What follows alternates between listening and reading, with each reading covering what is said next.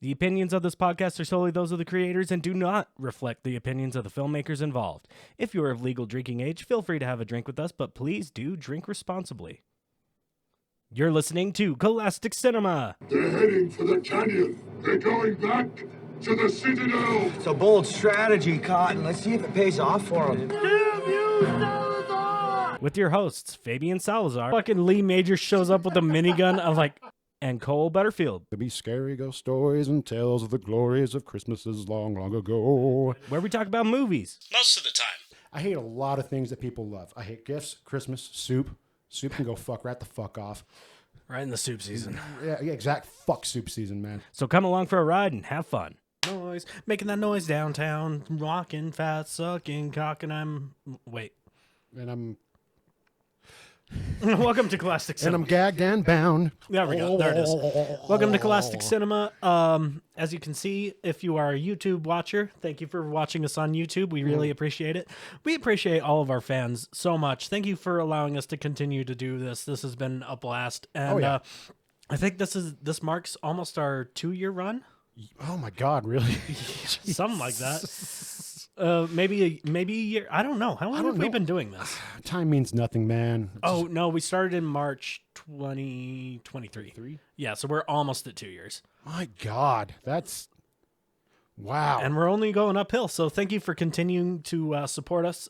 We love making episodes. We love doing this and talking about shit and listening to our own voices. Anyway, well, if you're a YouTube watcher, you can see that we are watching Scrooged. Scrooge. But that's not all. This will be a special Christmas double feature. You lucky fuckers. We were so lucky. Plus our Christmas present that's coming out this week, probably. Keep an eye out for it. Ooh, what could it be? What could it be? Shake the box really hard. It's a hamster with a rock. So yeah, this is going to be a double feature Christmas episode, and after Scrooged, we will be watching the 1914 movie Black Christmas. Two things dawned on me just now. One, Scrooged is a play on Screwed. Right. Because he's screwed. I just barely realized that, and this movie's been out since 1980. I'm not going to lie, I realized that probably 10 minutes ago. So we're in the same. I was this many seconds old when I realized. Yeah. It was the. I was just on that same boat with you. And then the other one is these two movie choices are actually very fitting because as a kid, and I think when we watch it again, Scrooge is actually kind of scary.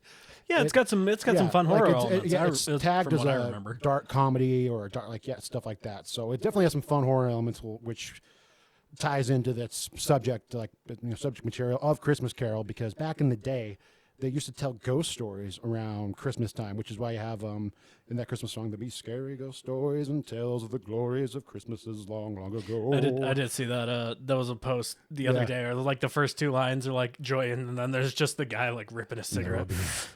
And there'll be ghost stories. Or it's just Vincent Price, and there'll be drinks. There'll be drinks and ghost stories. And ghosts. Let's see. So yeah, I think the first time I watched Scrooged was, I wasn't even a kid. I was probably like A sperm? no, I was probably like An egg. preteen, teenager, and it was on. Really? Yeah, first time I watched it. And, Oh, damn. And I still loved it. As a teenager, I was like, this is fun. This is like a good movie. Yeah, no, like as a kid, I love this movie so much. I'm weirdly a fan of the book Christmas Carol. It was one of the few required readings. Like actually, any of the required readings I had in high school that were like Dickens, I loved. I'm a big, I love Charles Dickens. Like, yeah, also, yeah, it makes sense for me. Like, yeah, Tale of Two Cities is awesome. Yeah, I've heard that one's really good. Oh, dude, it's so goddamn good. And just the fact that it went over so many of my classmates' heads because they're all at a 4th grade reading level, save for like 5 of us. Dude, fucking shocker. All like required reading. I never did the required reading. Oh, because That's a lie. Well, I did do required reading. I didn't do the summer reading, summer book reading. Well, I just did that normally because I wasn't an avid book reader. And Yeah. now I just listen to audiobooks. So I don't have the fucking time to sit down and read. Right. And when I do, I'm so incredibly happy and relaxed. I immediately fall asleep. See, my whole thing is, you know me, like if you tell me to do something, it's like half my brain goes, no, fuck you, don't tell me what to do. And that's a big part of like, here, you have to read this book this summer. I'm like, I have no problem reading books. I love I love stories. I love books. Fucking have a movie podcast. Yeah. But like, the thing is like, you have to read this book. It's like, do I get to pick the book? No. All right, then fuck it. I'm not doing that. Yeah, no. So we had like a summer reading program with no required reading, and because I'm from a small town, we just read them in class out loud because I'm pretty sure most kids there could not even like process them or read them. Like I'm being completely serious when like, and I know it doesn't mean anything now as an adult, but like as a kid, you know, I had a college level reading level since 4th grade and shit, and that's where like every other like I said in my class, save for like 6 people who were all my friends, that's exactly where the reading level capped was 4th grade. Like, oh wow. So like, yeah, we read out loud. Yeah, like a Christmas Carol. We did, Tale of Two Cities, Lord of the Flies, which that was a lot of fun.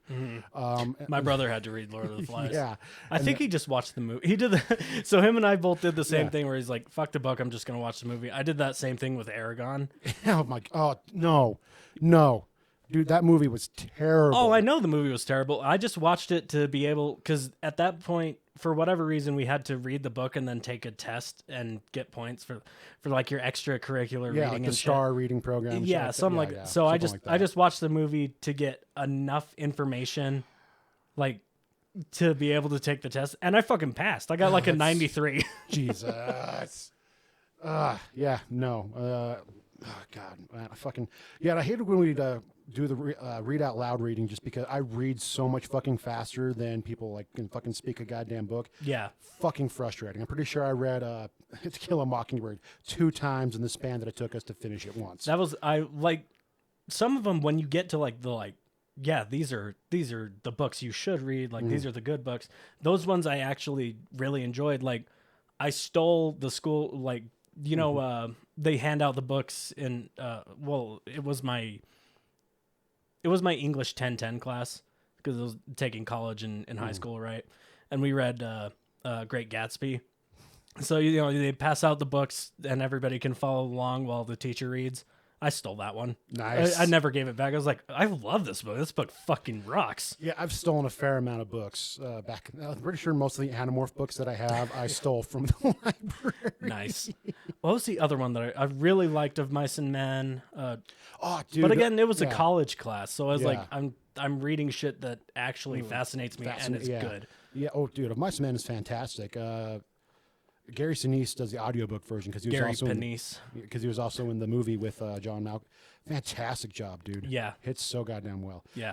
Oh man, fucking love reading. We what was we watched the original the Robert Redford Great Gatsby. Ooh. Yeah, we watched that after we read the book. It was like so good. Nice. That's got it has the dude from Law and Order plays Nick, and then I think it's.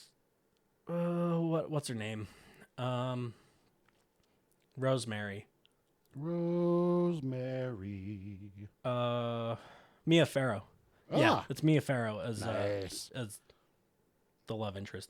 I'm trying to remember all the names off the top of my head. It's tough. I haven't read that story in a while. I don't think I've ever actually read The Great Gatsby. And then Herschel from The Walking Dead is in it. He's the guy that shoots Gatsby in his pool. So like me and my buddy, we're just sitting there in class like, it's fucking Herschel, man.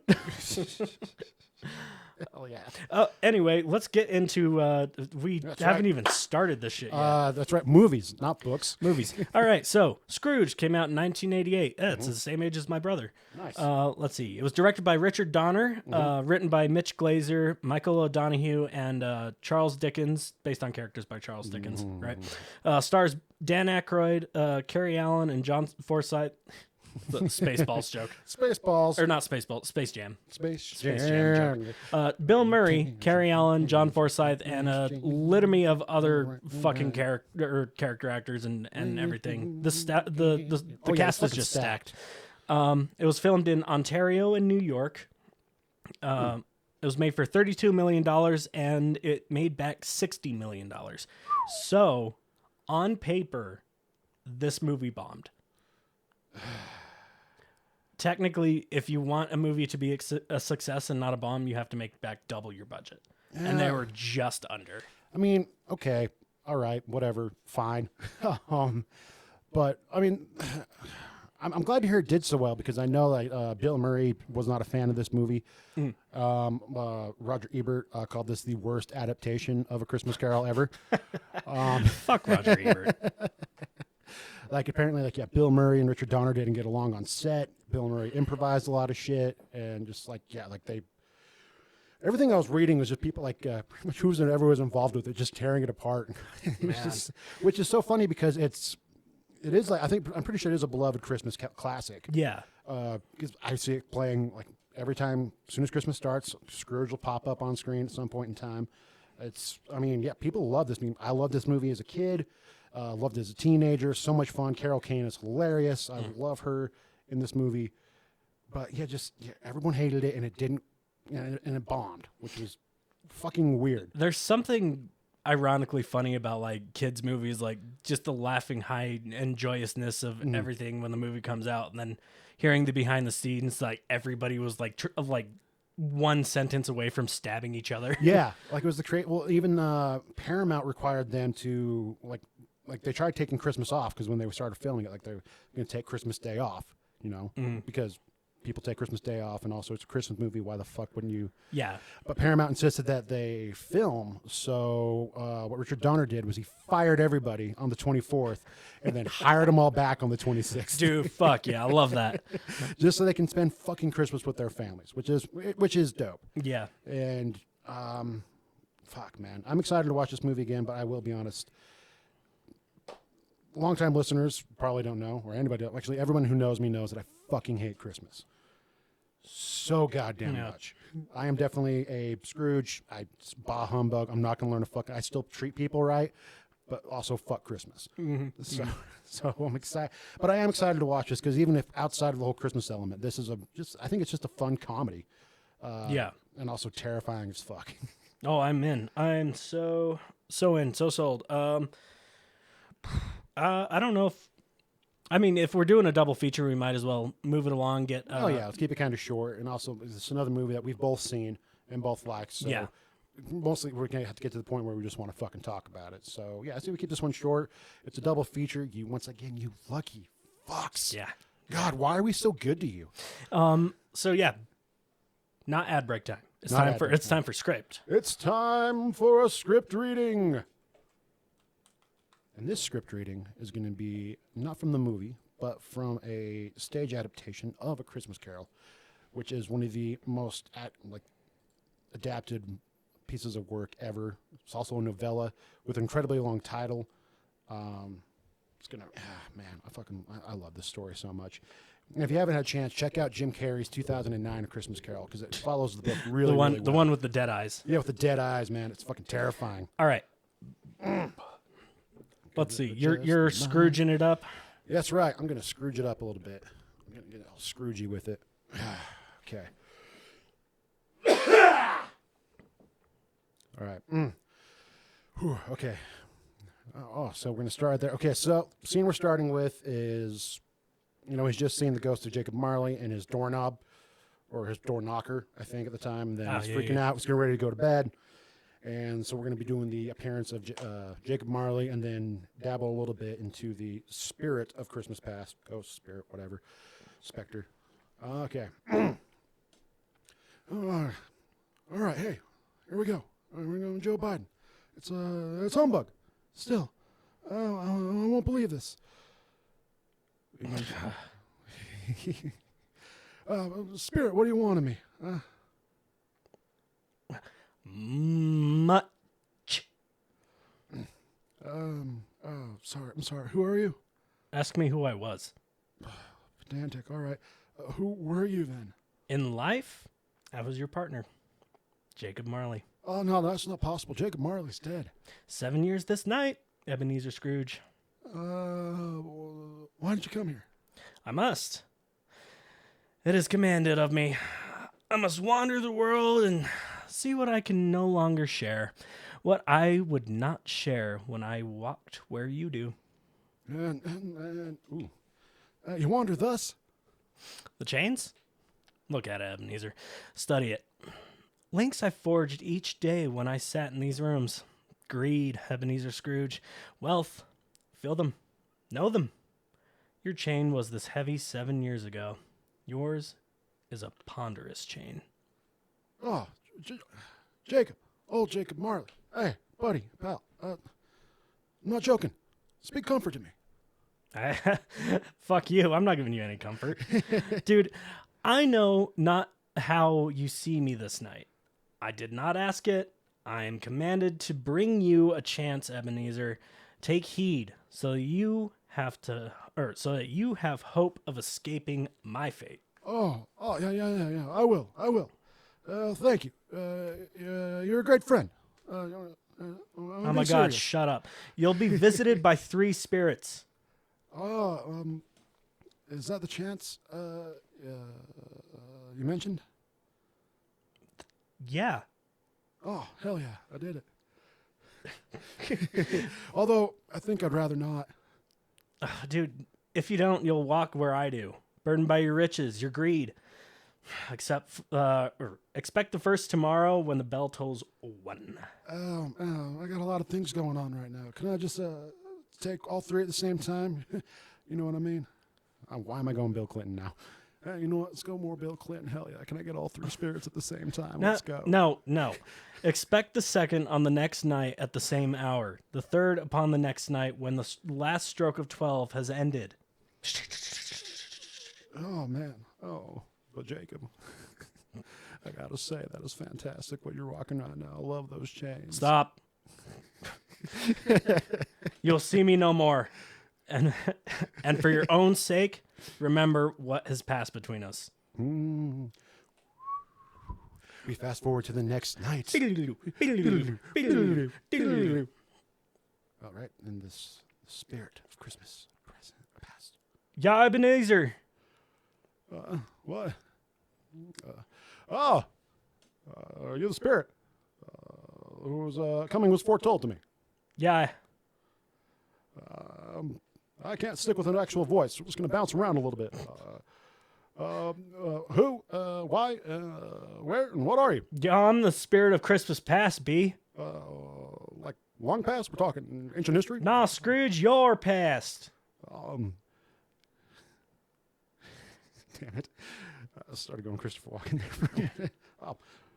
May I be so bold as to inquire what business brings you here? Even though I was just told literally a whole scene ago. Yeah, dude, like your, what's it? The thing I'm on. Welfare, Ebenezer. Oh, that's hilarious. I'm never going to be on welfare. I'm a very, very wealthy man.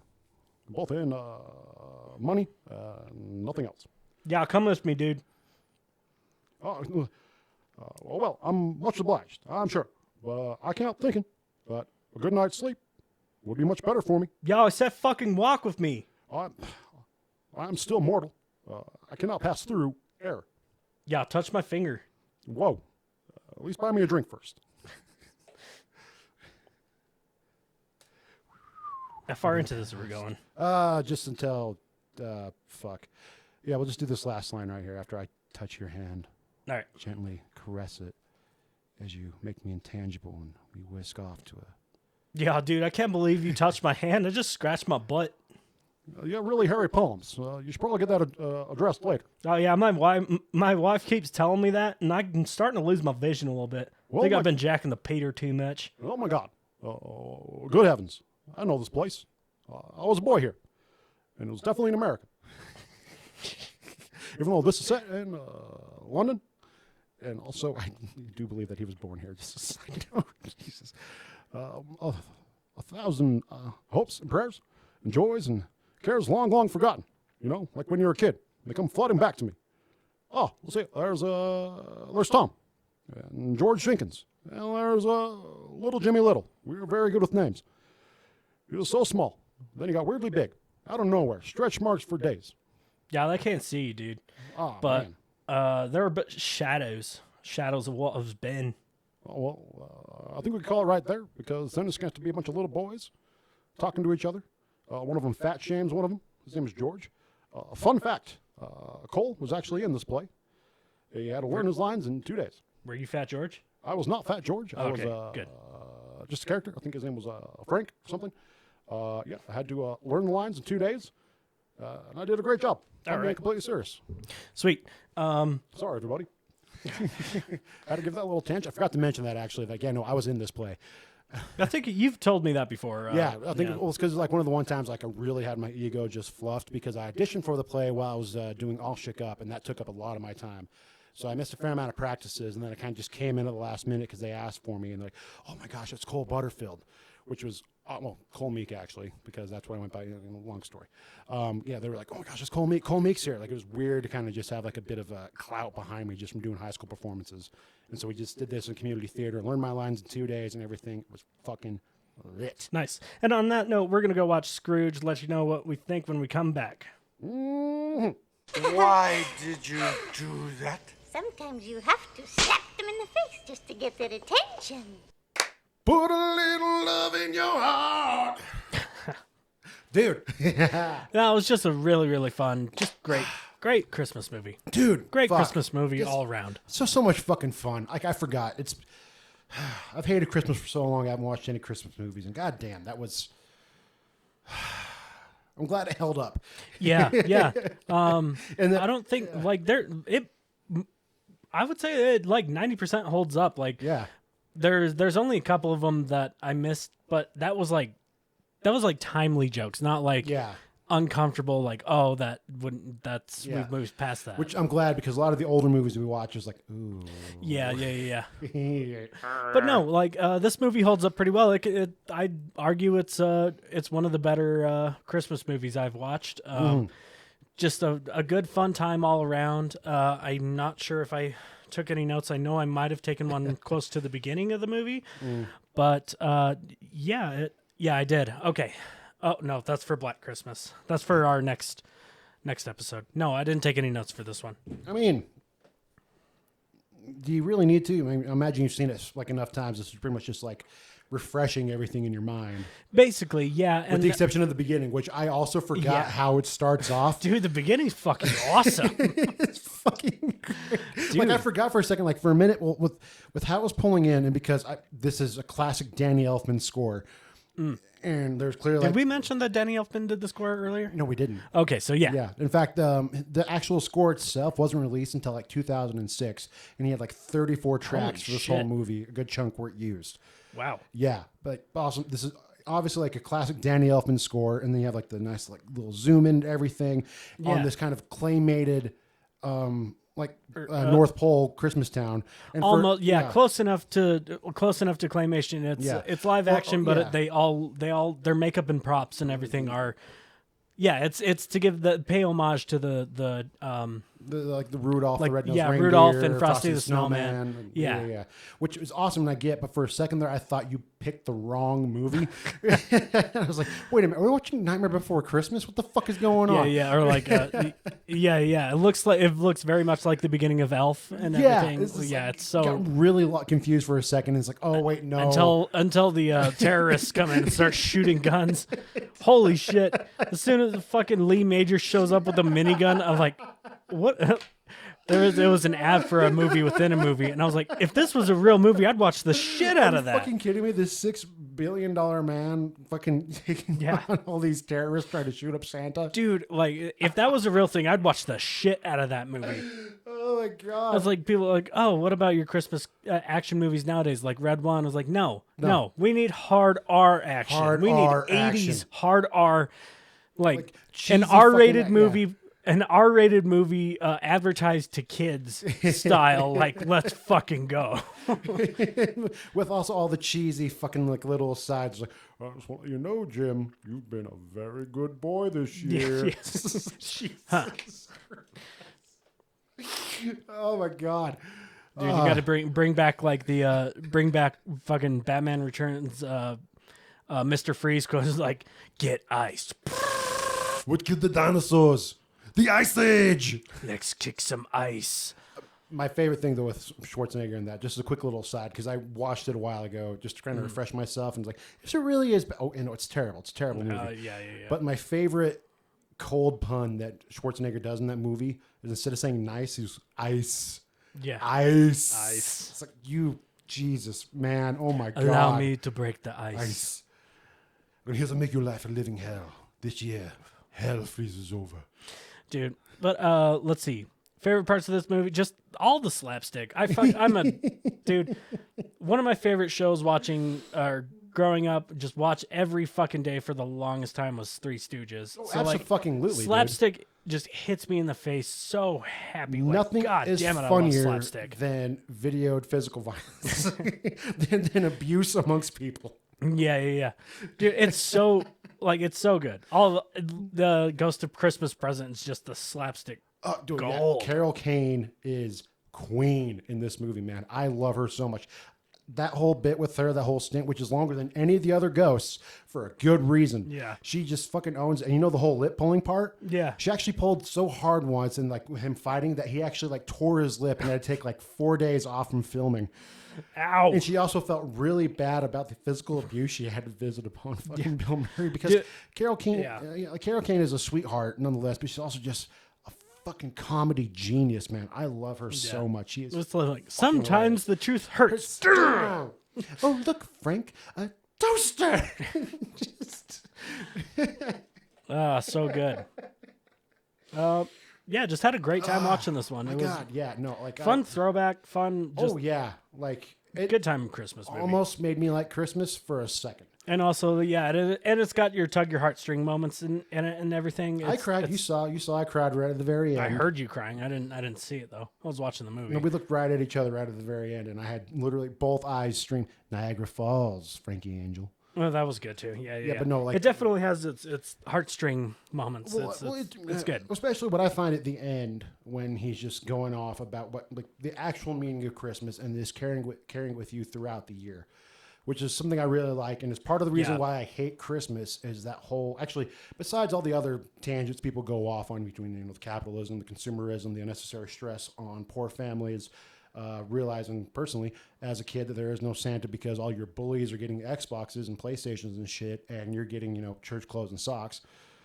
Minus that, it's just it's the one time of the year people are actually nice to each other, which I fucking hate because I think you should constantly carry that feeling throughout the entire year. It's like it's why I have a problem with most holidays. Yeah, like Valentine's Day. I don't need a specific day to say that I love you and to show you that I care. Yeah.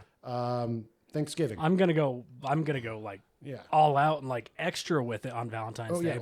Like everybody else. Yeah, but like 9 times out of 10, like out of the year, like I'm just gonna treat you like it's Valentine's Day all the time. Yeah, because you got to keep that in your heart all the time. And like that's again like with the whole Christmas thing is like bring up an example. My ex-best friend, like. Seeing like what he got for Christmas, as loaded as their fucking family was, like seeing what he got for Christmas, it's like one year he got camping gear. It's like he's been camping like fucking twice his entire life, maybe more than that. He was an Eagle Scout, but he doesn't fucking camp. But he got camping gear and everything. It's like thinking about it like this. Yeah, I get it. To me, it felt like they're just getting him a gift to get him a gift because they have to. Yeah, because it's Christmas. You're required. Like the point of gift giving is you see something like oh hey, Cole really likes comic books. I do. What gift should I give him? Oh, he likes comic books. Here's a framed comic book of Deadpool #2 or some shit because I know you'd like it. Oh, absolutely. And the point of gift giving isn't to be like, oh, here's the gift. It's to give them the gift and then see their face, like how happy they are, like, holy shit, wow, this is so cool. This is Deadpool #2. And to be like, to see how happy you are to get that gift because I know you would like it. Yeah. That's the point of gift giving. Well, it's exactly what Bill Murray covers at the end of Scrooge. Like, just like people who are like, they're not warm, they're hungry, they're starved, they're cold, and just like give them something and just be like, here, here you go. Here's this. Like, just... Like the whole, another reason why I hate Christmas is like, is it better to give or receive? It's better to give every fucking time. Yeah. It's 100%. That's also because I fucking hate gifts. I hate gifts. I hate I hate a lot of things that people love. I hate gifts, Christmas, soup. Soup can go right the fuck off. Right in the soup season. Yeah, exact fuck soup season, man. Yeah. I can't wait for spring. Yeah, same. I'll gladly take the allergies. Not because of soup over season, making but fucking soup. Fuck soup. I can't wait for spring because I want to go golf. Damn it. yeah. But yeah, no, it's always definitely better to give. That's just one of the many reasons why I have a problem with fucking Christmas. Yeah. Just all the cliches and everything. I don't get how. Well, I don't know. I really don't get. I don't get how people don't understand that feeling of getting somebody something that that they would really love, and like how happy they are to receive the gift. Yeah. That feeling of like, I just made that person so fucking happy. Like, Oh yeah. that feeling, like, it makes you just fucking, "Yeah, I'm so happy you like this." Like, I don't understand just being like, here. Yeah, even if it's something as simple, like you can just give somebody something as simple as like a thank you card, or just like or like flowers, just like, to know that it meant something. Yeah, just like, hey, once again, here, Yeah. here's this. Doesn't matter. Like, I somebody gave me flowers at work last year. Like, kind of just out of nowhere. I was having a rough time, like really struggling with a lot of shit, and I just got these flowers out of nowhere, and I was so incredibly fucking touched that I almost cried. Yeah. But I don't cry when it's appropriate. Right. Only when like movies, TV shows, shit like that, when we're just sitting down. But just, fuck yeah, man. That's why I hate Christmas. Good. This is very in spirit. Where are we at? This is very in spirit Christmas movie. Yeah. Happy, don't be a Scrooge, like all that stuff. Have a good time and carry it through you throughout the year and everything. Yeah. It's just it is a fun one. Oh, yeah. And it has some good life lessons. It's got some great messages and everything. But again, it's adapted from Christmas Carol. So no, unless you're watching the movie, then it's from his classic Scrooge. They never say Christmas Carol, and it's called called a Christmas Carol in prose. Something ghost story something. Like if it's a novella with a title almost as long as the fucking story is itself. Oof. But like mostly like the first part is Christmas Carol in prose because it's done so short, and because Charles Dickens had a lot of things to say when he came. But like he tried to be very vocal about how he felt about like classism and the those who make so much money not giving to the poor. Might have been a socialist. Oh no. But no, I do love the entire message of all this and the fact that it's done so dark and so scary. Like it's fun. The corpse makeup on his old boss is holy 80s shit. practicals, let's fucking go all the way. Like you got the claw reaching out through the TV, the whole TV, multiple TV screen setup is fantastic.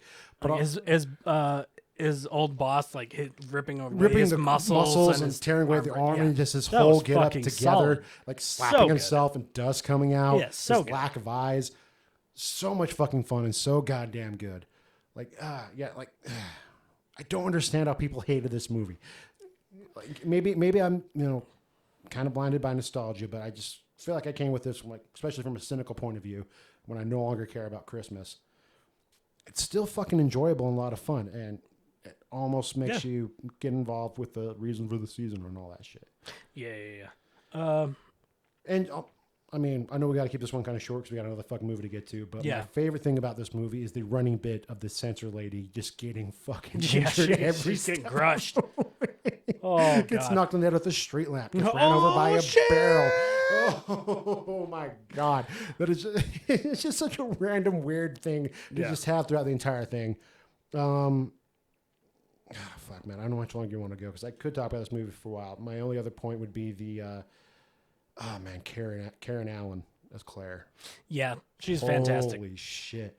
And their chemistry between the two, So like good, laughing, dude. like their Christmas past, their whole life together. It was so natural and so well done. The meet cute I thought was perfect. Like that's just a great way. That entire sequence of just them as young kids falling in love, like it's done so well and natural and like the chemistry, it feels real. It feels like they actually are a young couple in love and laughing and giggling and doing all that shit. Like it was really well done. Well, actually, that was only an afterthought in the original script, and Bill Murray kind of demanded that have a bit more focus on the relationship itself because it definitely gives it a lot more heart.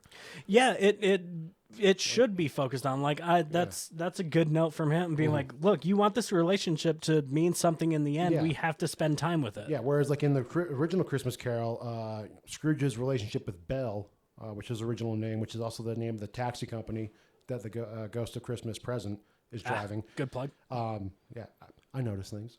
Or I guess Easter egg. Easter egg, little Easter egg thing, but like it's just immediately glossed over, and it's mostly focused on Scrooge, which is still, I mean, like I said, I love Christmas Carol, it's still a good story, but like when it comes to like a movie like this, you've throwing that element in for an adaptation of a book from the fucking 1800s or wherever. It's no, like there's good call on his part.